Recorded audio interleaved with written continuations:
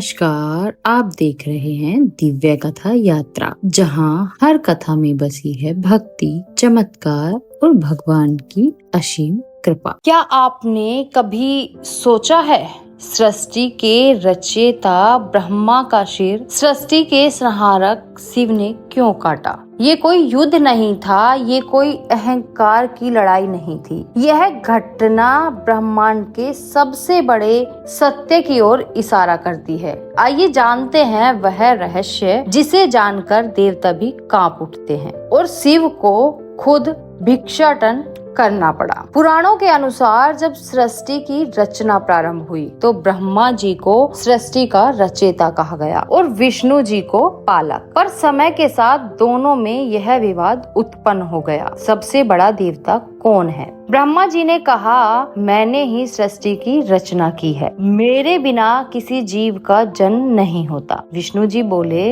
लेकिन पालन करता तो मैं हूँ, अगर मैं ना रहूं तो ये रचना कितने दिन टिकेगी? यह विवाद इतना बढ़ गया कि त्रैलोक्य में असंतुलन पैदा हो गया। तभी वहाँ एक अग्नि पुंज प्रकट हुआ, अनंत ज्योतिर्लिंग की तरह ऊपर और नीचे बढ़ता हुआ। अचानक एक दिव्य स्तंभ प्रकट हुआ, तेज अग्नि से जलता हुआ, जिसका ना कोई आदि था न अंत था। शिव रूप में यह स्तंभ सत्य का प्रतीक था। तब एक आकाशवाणी हुई, जो इस स्तंभ का आदि या अंत ढूंढ लेगा वही सबसे बड़ा देवता माना जाएगा। ब्रह्मा ऊपर की ओर चले हंस रूप में, विष्णु नीचे की ओर चले वाराह रूप में। हजारों वर्षों तक खोज के बाद भी उन्हें कुछ नहीं मिला। विष्णु जी लौट आए और स्वीकार किया, मैं असफल हुआ, यह स्तंभ अनंत है। लेकिन ब्रह्मा जी ने छल किया। ब्रह्मा जी को एक केतकी का फूल मिला जो ऊपर से गिर रहा था। उन्होंने उससे कहा,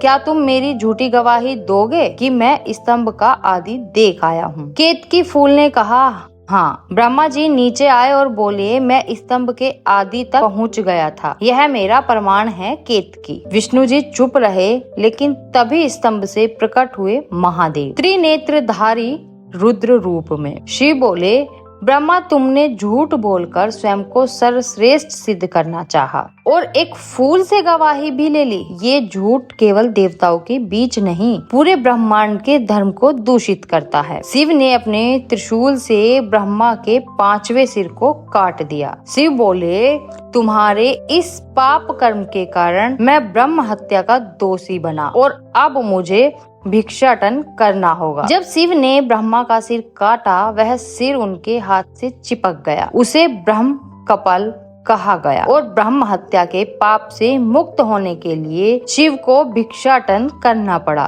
पूरे ब्रह्मांड में। शिव अघोरी रूप में हर लोक में गए भिक्षा मांगते हुए, कोई उनका भिक्षा पात्र भर नहीं सका। अंत में वह काशी वाराणसी पहुँचे, वहीं अन्नपूर्णा माता ने उन्हें भिक्षा दी और तभी ब्रह्म कपाल उनके हाथ से अलग हुआ। शिव ने ब्रह्मा को शाप दिया, आज से तुम्हारी पूजा पृथ्वी पर नहीं होगी, कोई तुम्हारे लिए मंदिर नहीं बनाएगा। और आज भी ब्रह्मा जी का केवल एक ही मंदिर पुष्कर में है। शिव बोले, ईश्वर वही होता है जिसमें अहंकार नहीं, जो झूठ बोलकर भी देवता बनने की चेष्टा करता है, वह स्वयं पतन का पात्र बन जाता है। विष्णु जी ने हाथ जोड़कर कहा, हे महादेव, आपने हमें सत्य का मार्ग दिखाया, आप ही आदि देव हैं जो सृष्टि, पालन और संहार तीनों का स्वरूप हैं।